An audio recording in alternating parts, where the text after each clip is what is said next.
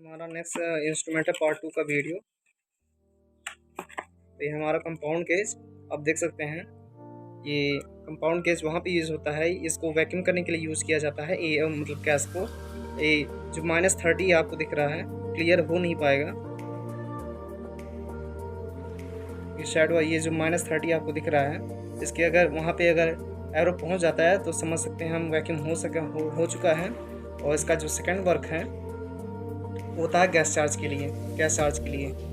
First work है आपका vacuum करने के लिए, और जब वैक्यूम प्रोसेस कंप्लीट हो जाता है तो गैस चार्ज किया जाता है। और ये जो नेक्स्ट मतलब अगर आपको मतलब मेनली यहाँ पे यूज़ होता है जहाँ पे गैस चार्जिंग करने की रिक्वायरमेंट होती है। तो गैस चार्जिंग किस किस में होता है, वाटर कूलर में हो जाएगा, एसी में हो जाएगा, अपना रेफ्रिजरेटर में हो जाएगा। वहाँ पे हम इसका वर्क कर सकते हैं। अगर आपके पास प्रेशर गेज नहीं है, थर्ड यूज इसका वहीं पे है, इसको प्रेशर गेज के जगह भी यूज कर सकते हैं। नॉर्मली मतलब ये इजीली गैस चढ़ा देगा। ये क्लैम्पोमीटर जो आप देख रहे हैं इस बॉक्स में, इसका काम है, अभी दिखा रहे हैं आपको। मीटर देख रहे हैं जैसे कि क्लैम्पोमीटर है, इसे आप वोल्टेज चेक कर सकते हैं, एम्पियर चेक कर सकते हैं, कंटिन्यूटी चेक कर सकते हैं। जैसे कि मैं आपको बता दूं कि ये देखिए रेड वाला यहाँ पे लगेगा, रेड वाला, उसके बाद ये कॉमन वाले ब्लैक वाला कॉमन में जाएगा। इससे जैसे कि आप अगर by the way ampere check करना चाहते हैं तो इसे किसी वायर में डाल के, जैसे ये वायर है, आप इसे ऐसे डाल के आप इसे होल्ड भी कर, इस बटन से होल्ड भी कर सकते हैं कितना एम्पियर ले रहा है सिस्टम या कितना नहीं ले रहा है, वो आपको इजीली पता चल जाएगा। उसके बाद इसका काम है वोल्टेज चेक करना। जैसे कि आप देख रहे हैं 720 वोल्टेज, इसे वोल्टेज भी कंटिन्यूटी जैसे लगा के किसी बोर्ड में वोल्टेज आप चेक कर सकते हैं। उसके बाद फिर इसका काम है कंटिन्यूटी, यहाँ पे कंटिन्यूटी लगते ओके सेलेक्ट करके इसको ऐसे चेक कर सकते हैं दोनों तार लगे, या फिर कोई सिस्टम हो उसे चेक करने के लिए कंटिन्यूटी उसमें सही है कि ख़राब है, वो चीज़ पता करने के लिए इसका काम होता है। जैसे और इसका काम हो सकता है, आप जैसे ज़रूरत लगे उसे आप इसे काम कर सकते हैं। बाकी आपके ऊपर डिपेंड है कैसे तो आप यूज़ करेंगे। ओके, उसके बाद इसका काम यही उतना होता है, वोल्टेज चेक करना, एम्पियर चेक करना, और उसके बाद कंटिन्यूटी चेक करना, और किसी इलेक्ट्रॉनिक कंपोनेंट को चेक करने के लिए किया जाता है ये।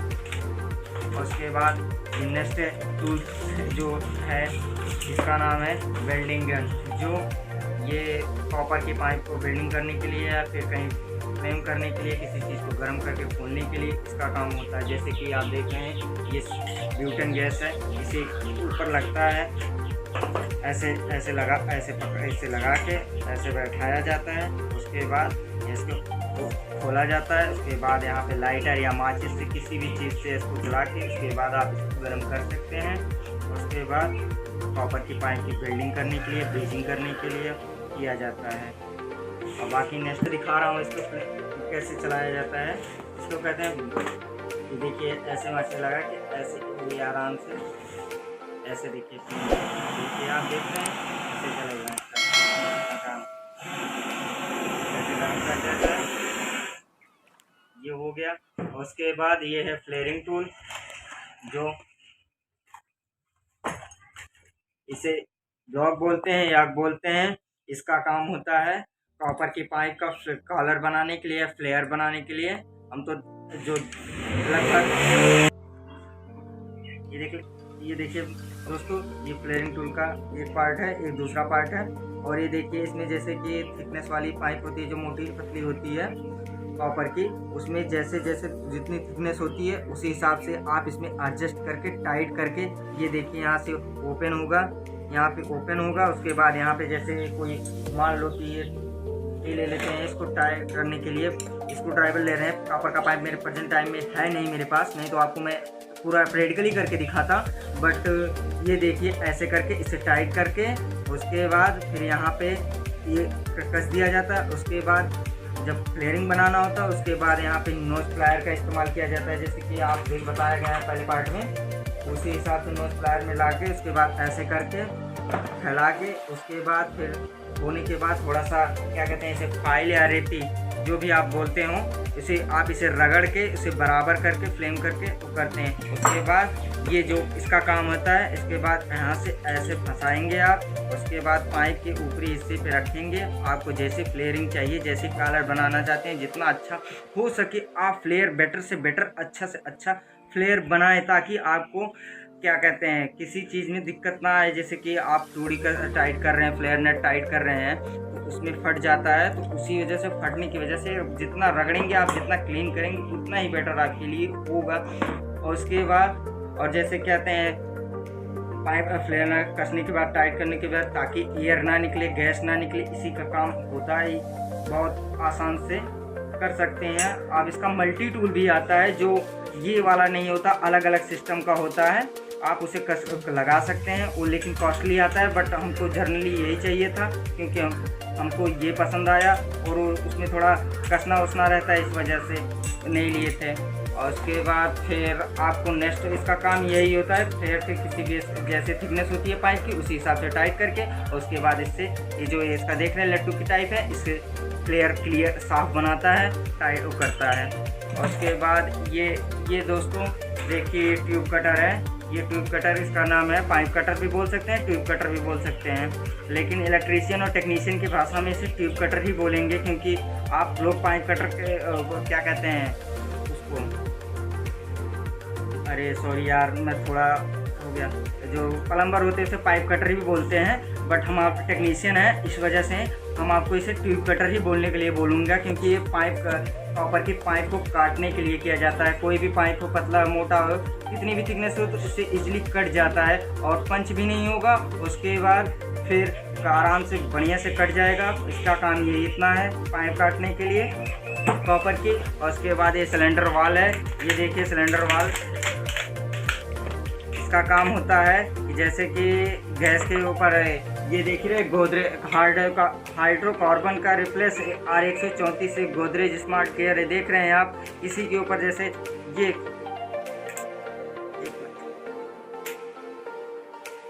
होल्ड किया, ये इसे बोलते हैं कैन और सिलेंडर। ये डीप फ्रीजर में काम आएगा। और उसके बाद फ्रिज में, वाटर कूलर में, जहाँ जैसे R134 अगर कंप्रेसर पे लिखा है, उसी हिसाब से आप उसे गैस को यूज करेंगे। जैसे R600 अगर है तो आप R600 का कैन लेके यूज करेंगे, और अगर R134 है तो R134 यूज करेंगे। और ये जो सिलेंडर वाल मैं बता रहा था, सॉरी भूल गया था, ये सिलेंडर वाल का काम होता है, यहाँ पे ऐसे टाइट लगा के कसा जाता है। और R22 में भी ये सिलेंडर यूज हो जाएगा, क्योंकि और एक सिलेंडर बॉटल आता है तो उसमें अलग से लगा रहता है, परमानेंटली लगा रहता है। और जो ये R600 में लग सकता है, और R134 में, और 22 के भी कैन में लग सकता है ईजिली। आप उसके बाद यहाँ पे लगा के, उसके बाद ये इसको यूज करके इसके दबाएंगे तो आप ओपन हो, इससे गैस निकलेगा, और इसको ओपन करेंगे तो बंद हो जाएगा। उसके बाद इजीली आप इसे खोल करके रख लेंगे, और बचा हुआ गैस इसमें स्टोर रहेगा। और एक और आता है पिन वाला, डायरेक्टली लगा देते हैं, तो उसको हमेशा परमानेंटली इसमें लगा रहता है, क्योंकि उससे गैस निकलने का बहुत चांस रहता है। इस वजह से सिलेंडर वाल का यूज किया जाता है, और जनरली टेक्नीशियन यही यूज करते हैं। और आपको बता दें, ये चार्जिंग लाइन, एक 22 नंबर की चार्जिंग लाइन है। चार्जिंग लाइन का यूज गैस चढ़ाने के लिए किया जाता है। जैसे कंपाउंड गेज में आपको दिखाई नहीं थे फर्स्ट टाइम है, और मैं आपको बता दे रहा हूँ कैसे इसका यूज किया जाता है। जैसे कि देखिए, इसमें 2 पिन होती है, ये देख लीजिए आप। यहाँ पे एक पिन वाला होता है दबाने के लिए, और यहाँ पे ये होता है। जैसे कि हम आपको यहाँ पे लगा के दिखा रहे हैं, ये नीचे वाले में जैसे कि आप गैस डालना हो तो आपको यहाँ पे लगाना होता है। और उसके बाद यहाँ पे NRB वाल का काम होता है। NRB वाल पे लगा होता है एक छुच्छी टाइप का, तो उसे दबाता है। जैसे साइकिल और गाड़ी में हवा भरते हैं तो उस छुच्छी होती है, उसे दबा के इसे टाइट किया जाता है, ताकि एयर अंदर जाए लेकिन बाहर ना। उसका काम ये होता है। इधर देखिए पिन लगा है, एक छोटा सा, ये दबाता है उस पिन को। उसके बाद इसमें से आपको करते हैं, गैस जाएगा। और उसके बाद ये देखिए, और ये क्या है, ये भी एक लाइन है, आपको हम दिखा दे रहे हैं पूरा प्रैक्टिकली कैसे आप इसे यूज कर सकते हैं। उसके बाद ये हो गया। ये होने के बाद, लगाने के बाद इसको लगाते हैं। और उसके बाद ये देखिए, ये सिलेंडर वाल यूज करेंगे। यहाँ पे सिलेंडर वाल यूज करके गैस चार्ज करेंगे। और वैक्यूम भी करेंगे, वैक्यूम का भी सिस्टम यही होता है। जैसे कि आप देख रहे हैं कि ये कंपाउंड गेज में लगा चुके हैं, और सिलेंडर वाल में भी कैसे यूज़ किया जाता है वो भी दिखा चुके हैं, और आपको दिखा रहे हैं कि ये ऐसे सिस्टम में लगता है। देखिए ऐसे लगा के उसके बाद यहाँ से प्रेशर होल्ड किया जाता है और ओपन किया जाता है, क्लोज किया जाता है, और उसके बाद ये सिस्टम में लगाया जाता है। और ये एक चार्जिंग लाइन है R410, जो इसी स्पेशली 410 और R32 के लिए यूज किया जाता है, क्योंकि अलग अलग इसलिए लिया हूँ।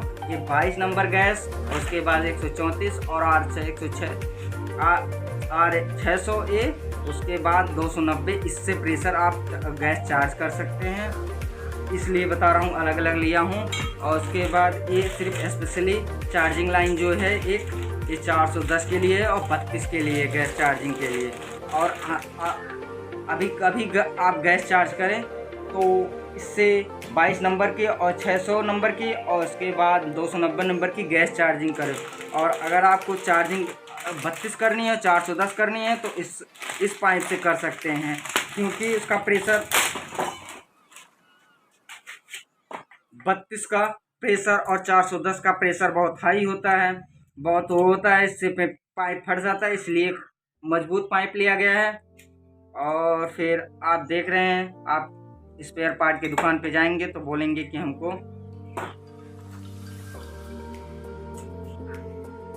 कह रहा हूँ। और देखिए उसके बाद अगर बोलेंगे कि हमको 32 वाला चार्जिंग लाइन और 410 वाले लाइन दे, तो इससे दोनों प्रेशर आप गैस चार्ज कर सकते हैं, कुछ भी कर सकते हैं R32।